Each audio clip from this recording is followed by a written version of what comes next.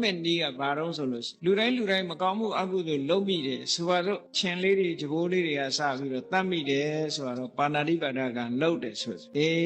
ဒီနေ့ကနေစပြီးတော့ချင်းလေးတွေကြိုးလေးတွေပွဲစိတ်လေးတွေကစပြီးတော့ဘယ်အကောင်မှမတတ်တော့ပါဘူးအဲ့ဒီတတ်တဲ့ပါဏာတိပါဒအမှုဆိုတာမကောင်းဘူးများလာလို့ရှိရင်အပင်ငရဲကိုချရတဲ့ အပင်ငရဲဖြစ်စေတဲ့အပင်ငရဲကလွတ်လာလို့ရှိရင်လည်းယောဂများတယ်အသက်တိုးတယ်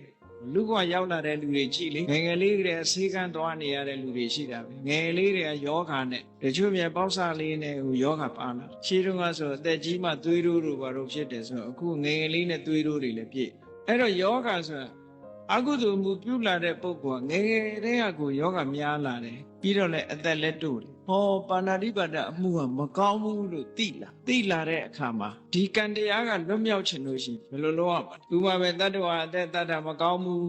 ဆိုတာမြင်ရမယ်မြင်ပြီးသည့်အတွက်ကြောင့်သူများအသက်တတ်ဖို့ရှောင်ရမယ်ရှောင်ပြီးတော့မေတ္တာဘာဝနာပွားရမယ်ကရုဏာတရားထားရမယ်ကြိုးစားဟောအဲ့လိုဆိုလို့ရှိရင်ဟောဒီကိုလုတ်ခဲ့တဲ့ပါဏာတိပါဒကံကတဖြည်းဖြည်းနဲ့သူ့ကိုကုသိုလ်ကံတွေကလွှမ်းမိုးထားသည့်အတွက်ကြောင့်အကျိုးပေးဖို့သူ့မှာ chance မရတော့ဘူးခွင့်ရေးမရဘူးလို့ဒီလိုပြောပျောက်သွားတယ်လို့ပြောတာမဟုတ်ဘူးနော်အခွင့်ရေးမရအောင်လုပ်ထားတယ်